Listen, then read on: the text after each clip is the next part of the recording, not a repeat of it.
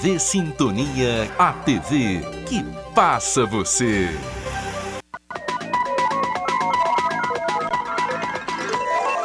Jornal Sintonia. Apoio Mosaic Fertilizantes, ajudando o mundo a produzir os alimentos que precisa. Bradesco, quem tem conta, conta com mais benefícios. O resultado do último boletim epidemiológico do coronavírus em Minas Gerais. De ontem para hoje, 28 novas confirmações. Os impactos da pandemia na arrecadação do Estado. De aproximadamente 1.150 bilhões somente no mês de abril. Aumento do consumo durante o isolamento social aumenta preço de produtos da cesta básica. E o editorial Raio X com Olavinho Drummond. O Jornal Sintonia começa agora.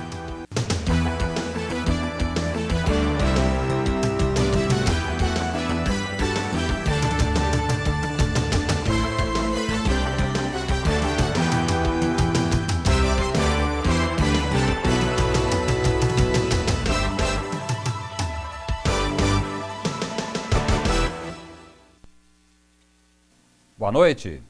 Araxá já tem mais um caso positivo de coronavírus. A doença foi diagnosticada num jovem de 27 anos que contraiu o vírus em uma viagem, fez isolamento e já foi liberado e passa bem. Segundo o Comitê de Enfrentamento à Covid-19 na cidade, a família do paciente fez testes e com resultados negativos. Agora já são 56 casos suspeitos, 4 a mais do que o registrado ontem. 14 aguardam resultado. 3 casos positivos, 39 negativados e 2 mortes em investigação. Janaína Silva traz as informações sobre a situação da pandemia no estado. Nesta sexta-feira, 17 de abril, consta no boletim epidemiológico da Secretaria de Estado de Saúde a morte de 35 pessoas pela Covid-19 em Minas Gerais, 2 homens a mais do que o boletim anterior. São 986 confirmações de casos hoje, 28 a mais que ontem, quinta-feira. Nas regiões do Triângulo Mineiro e Alto Paranaíba, já há confirmações nas cidades de Araxá, Araguari, Campos Altos, Conceição das Alagoas, Coromandel, Frutal, Guimarães, Patos de Minas, Patrocínio, São Gotardo, Serra do Salitre, Uberaba e Uberlândia. O perfil epidemiológico dos casos positivos mantém o percentual de 76% deles com público em idade entre 20 e 59 anos. São 465 mulheres e 521 homens. O total de casos suspeitos do novo coronavírus em Minas Gerais é de 72.860 pessoas, 2.857 a mais em 24 horas. O menor de 16 anos foi apreendido em Campos Altos por roubo qualificado. Com mandado de busca e apreensão expedido pela Justiça, ele foi localizado e, segundo as investigações, já é conhecido no meio policial por tráfico de drogas. Acompanhe a previsão do tempo para amanhã. O sábado será de céu com formação de nuvens e possibilidade de pancadas isoladas de chuva durante a tarde. Em Araxá, a temperatura máxima chega aos 24 graus e a mínima 17 graus. A seguir, a secretária estadual da Fazenda faz um panorama sobre as perdas na arrecadação por causa do novo coronavírus. Consumidores estão gastando mais com produtos da cesta básica. E o editorial Raio X com Olavinho Drummond.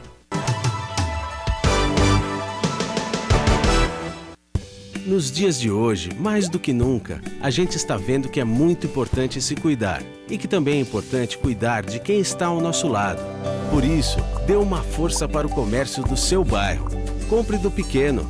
Você fica por perto de casa e com a sua força, os pequenos negócios também ficam mais fortes, ajudando a manter os empregos e a economia local funcionando. E isso é melhor para todos. Sebrae, a força do empreendedor brasileiro.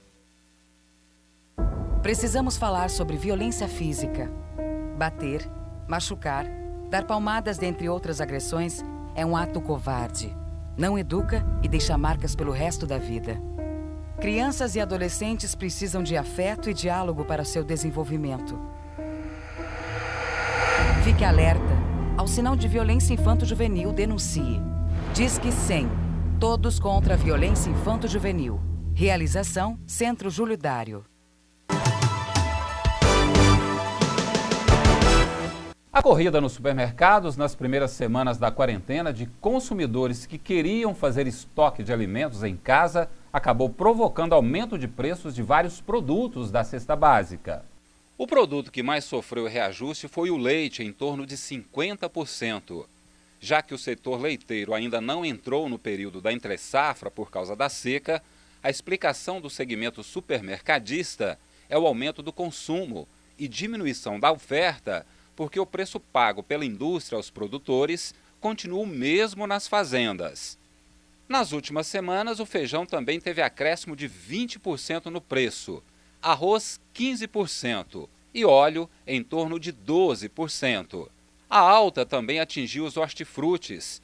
O preço da cenoura e beterraba, por exemplo, quase dobrou, mas em consequência das fortes chuvas que prejudicaram as plantações.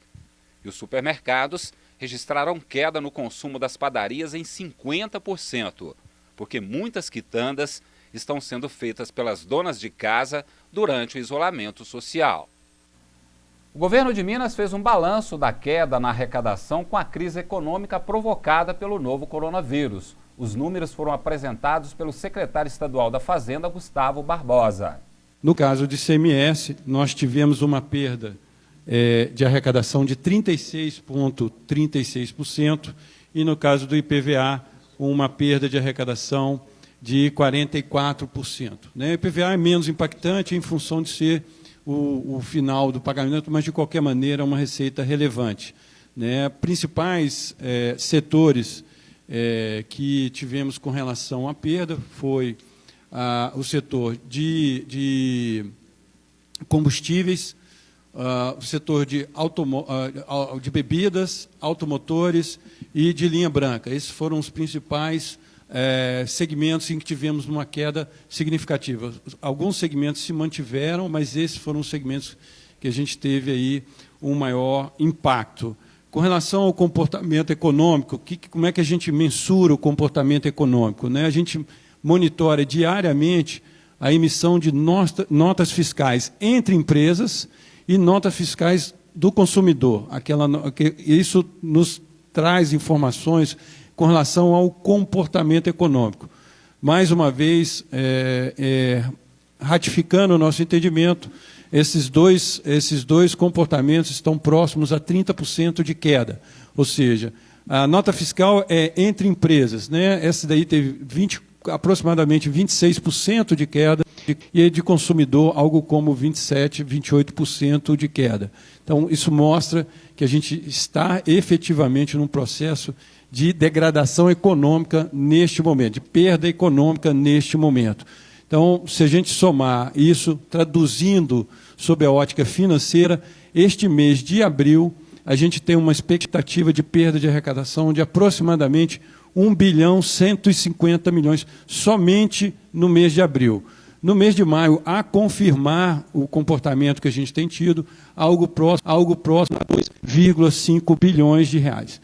Bom, um outro ponto, uma outra informação importante é que da última vez que a gente falou aqui foi que teríamos um impacto, poderíamos chegar ao impacto de 7,5 bilhões de reais de queda de arrecadação. A gente já começou a rever este número, uma vez que há projeções, esse valor de 7,5 bilhões de reais era com uma projeção de queda do PIB, ou seja, queda da atividade econômica de 4%. Hoje, alguns especialistas estão falando uma queda de 5,5% da economia este ano. Isto quer dizer que esses 7,5 bilhões de perda de arrecadação pode se tornar ainda maior. Nós vamos depender, obviamente, do tempo desse processo de queda econômica, de queda de movimentação econômica. E durante a entrevista, o secretário de Planejamento, Otto Levi, falou sobre como estão as negociações para antecipar a venda de créditos do Nióbio produzido em Araxá, que poderiam ajudar o Estado no combate à pandemia. A operação está pronta para ser realizada. Ela hoje não pode ser concretizada pela absoluta situação de mercado, né? Todos acompanham aí o que tem acontecido nas bolsas. Isso aí é o que tem efetivamente inviabilizado a realização da venda dos créditos do Nióbio. O que o governo tem procurado fazer? Semana passada, o governador Romeu Zema solicitou e conseguiu agendas com o presidente da República, com o ministro da Economia, com presidentes de vários bancos estatais. E nessas reuniões nós apresentamos para o presidente, para o ministro, para os presidentes desses bancos estatais a operação do Nióbio, né? E a nossa intenção é, explicando esta operação do Nióbio, colocar para avaliação dos bancos estatais a possibilidade de que eles comprem esta operação e, através desta compra da operação, né, eles acabem auxiliando o governo de Minas Gerais. Estamos nesse pé. A partir desta semana, estamos fazendo, Secretaria da Fazenda, Secretaria de Planejamento, estamos em contato com os bancos oficiais, apresentando os dados que estão sendo solicitados sobre essa operação do Nióbio. Você vai ver no próximo bloco, o governo define como serão as aulas não presenciais para alunos das escolas estaduais, as regras para o atendimento nos salões de beleza que voltaram a funcionar na cidade. O editorial Raio X com Olavinho Drummond.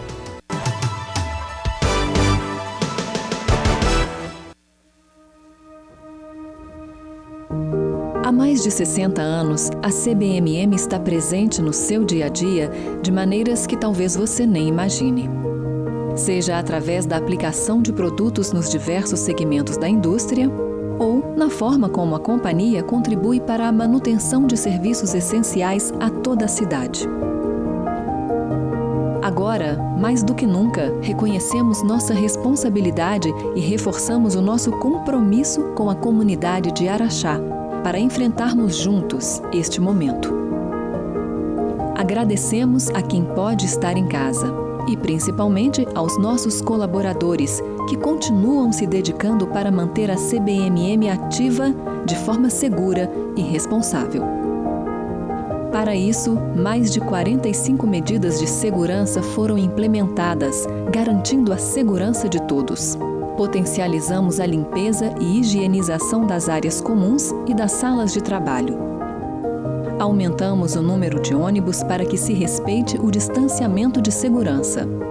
Escalonamos os horários das refeições, assegurando um menor fluxo nos refeitórios. Reduzimos o número de colaboradores e terceiros na planta.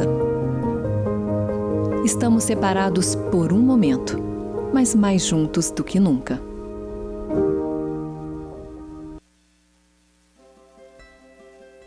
Mais de 4 milhões de consultas, mais de 103 mil partos normais, mais de 70 mil cirurgias de catarata, mais de 5 milhões de raios-x da coluna.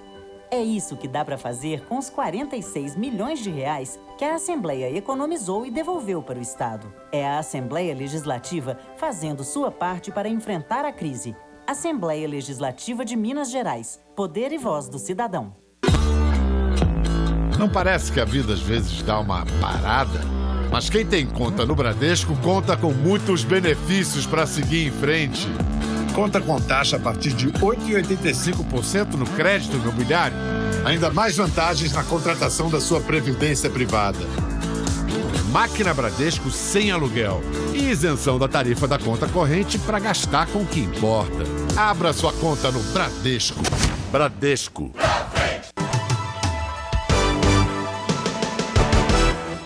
A Secretaria Estadual de Educação anunciou que vai iniciar regime de estudo não presencial a partir de maio, como forma de garantir que não haja suspensão total das atividades escolares durante o distanciamento social. A secretária de Educação do Estado, Júlia Figueiredo Santana, apresentou aos deputados mineiros a proposta do governo para a retomada das aulas. Segundo ela, o retorno se dará de forma remota, já a partir do dia 11 de maio, com transmissões de aulas aqui pela Rede Minas. A transmissão vai ser feita no período da manhã, se iniciando às 7 da manhã, finalizando ali por volta de meio-dia, sendo blocos de 1h30 por segmento, né? Então, se inicia com 1h30 de ensino médio, depois vem 1h30 de anos finais, ou Fundamental 2, e mais perto da hora do almoço, os anos iniciais, os nossos pequenininhos. Mas para que tudo funcione, será necessária a volta presencial às atividades de alguns servidores da educação. O Sindiúti alega que isso seria um risco à saúde dos profissionais. 40 mil pessoas expostas ao transporte público precarizado, em muitos municípios reduzido por conta do isolamento social, 40 mil pessoas que estão expondo a sua própria família à contaminação. É isso que o governo do estado está oportunizando aos trabalhadores em educação. Diante desse impasse, o Tribunal de Justiça do Estado de Minas Gerais derrubou a deliberação do governo de Minas que determinava o retorno às atividades presenciais dos servidores administrativos da educação. Segundo a deliberação, as atividades devem ser retomadas no próximo dia 22, mas em regime de teletrabalho. Na nossa orientação, passa para os diretores a garantia de não mais que 3 funcionários numa mesma escola por turno, o que é um parâmetro, seguindo também aqueles outros parâmetros, né, de 3 metros de distância, com o uso dos APIs e todo esse cuidado. Bom, e toda essa confusão sobre o calendário escolar e a reposição das aulas e do conteúdo, isso também está lá na pauta das escolas privadas. Algumas já estão adotando as aulas e atividades remotas pela internet. Outras começaram a antecipar as férias ou os recessos escolares. Por que o sindicato tem recomendado essa sugestão de antecipação? Para facilitar para os pais, para as famílias já saberem quando é que dentro do calendário que estava proposto o recesso vai ser antecipado, e para os professores que trabalham em mais de uma instituição também ficar mais ou menos as mesmas datas. Com isso a gente espera já ir contribuindo de uma forma para a gente começar a regularização dos calendários escolares para o segundo semestre do ano letivo. Para os especialistas, o importante nesse momento é assegurar o conteúdo aos estudantes. Eu conversei com o professor João Guilherme, que estuda muito sobre o ensino à distância, e ele me falou um pouquinho sobre essa opção que será adotada aqui pelo governo mineiro. Neste momento de pandemia, as aulas em vários locais do mundo, não é uma exclusividade do Brasil, de Minas Gerais, elas estão suspensas presencialmente.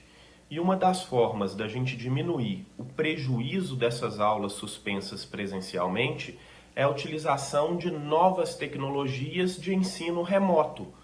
Só que existe um preconceito em cima disso, de que a aula à distância não é a mesma coisa da aula presencial, só que o momento nos leva a refletir com razoabilidade e bom senso, e para que a gente quebre o preconceito e aprenda a utilizar essas novas tecnologias. Se todos estão a todo momento conectados às redes sociais, editando vídeo, seja num transporte público, seja quando está na sala de aula, às vezes a aula do professor não está interessante, o aluno está ali acessando às vezes o mesmo conteúdo, mas através de uma plataforma digital, por que não aproveitarmos esse momento em que os encontros presenciais não podem acontecer para aperfeiçoar e utilizar essas novas tecnologias na educação? Eu entendo que pode ser um caminho muito interessante, tanto para os educadores, para que eles se renovem, para que eles aprendam as novas tecnologias, para que eles aprendam novas formas de ensinar. E excepcionalmente em 2020, por causa da pandemia do novo coronavírus, o calendário escolar terá o mínimo de 800 horas aulas, mas sem a necessidade de atingir os 200 dias letivos, como prevê a Lei de Diretrizes e Bases da Educação. Salões de beleza são alguns dos estabelecimentos que reabriram essa semana em Araxá, mas com restrições. Nossa reportagem acompanhou como está a procura pelo serviço. O anúncio do retorno das atividades no espaço físico foi feito pelo Comitê de Enfrentamento à Covid-19 no município. Aqui o atendimento estava sendo feito na casa dos clientes que solicitavam. Demanda muito baixa. Em 3 dias, todos os horários que podiam ser preenchidos, ocupados por clientes, como afirma o empresário. a higienização, eu acho que é o ponto principal do mercado no momento. A gente, desde o momento que chega qualquer profissional para asepsia, a gente já está de máscara, uso de álcool gel, que já é, né, o hábito de todos, mas nós esterilizamos todas as cadeiras a cada cliente, esterilizamos as bacias de lavatórios, assentos de lavatórios, usando capas descartáveis, usando tudo que é possível para que você não tenha um contato direto com o cliente e vice-versa. A gente está com muito carinho, com muito empenho para desenvolver esse trabalho da melhor forma possível para nos proporcionar garantias. A falta de clientes em razão do isolamento social fez com que os estabelecimentos do ramo da beleza de Araxá fechassem as portas por 16 dias. E na semana seguinte, desde que observadas as normas de higiene e segurança da saúde dos funcionários e fregueses, poderiam atender a domicílio. Antes era possível fazer com que todos os profissionais atendessem de forma simultânea. E agora essa permissão é apenas para 5 profissionais, cada um com um cliente, tendo um distanciamento de no mínimo 1,5 m entre eles. No revezamento dos profissionais, enquanto o corte é realizado, observa-se que até os utensílios de trabalho mudaram. A capa de corte agora é descartável. Agendas com a disposição permitida, preenchida por muitos dias. As pessoas estão ainda bastante cautelosas e com relação à mudança de ambiente, né? Tanto que nós estávamos fazendo um atendimento também domiciliar e agora nos foi liberado essa semana e estamos aqui com tudo agendado. Diminuímos o número de pessoas, nós estamos trabalhando aí com o que o órgão nos pede, que é 5 pessoas no máximo, 5 profissionais, mas estamos aí firmes. Mudanças adotadas de forma que o funcionamento desse tipo de local permaneça, evitando a disseminação do coronavírus. Se o cliente está marcado de 1 em 1 hora, por quê? Para ele não ficar muito tempo no salão, para não ter espera. E também para a higienização do local, na saída de um cliente para o outro. Um exemplo é aqui nos lavatórios, como você pode estar vendo, certo?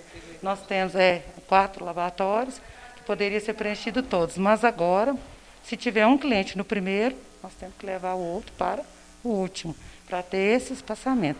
E com a saída de um, se higieniza todo o lavatório para a gente colocar outro cliente. Agora o editorial Raio X com Lavinho Drummond.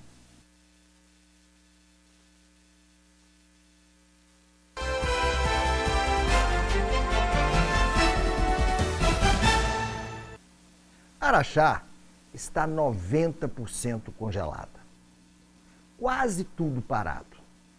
Consequência natural, a economia fica aguada, o dinheiro não circula e só o desemprego parece reinar cada vez mais e mais.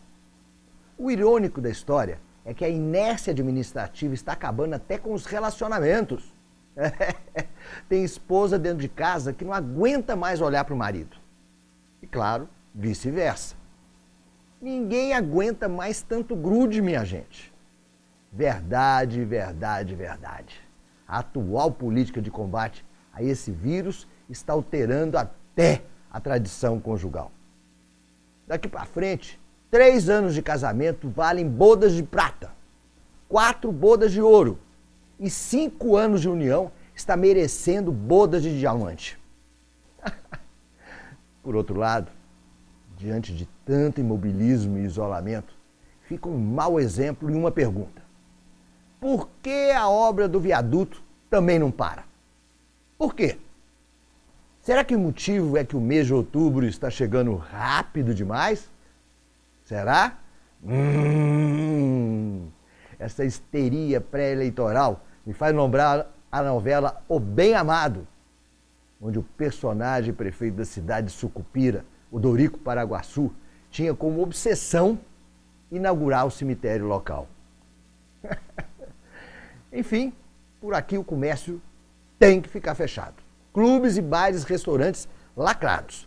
a imposição de um trancamento social é notória. Mas a obra do viaduto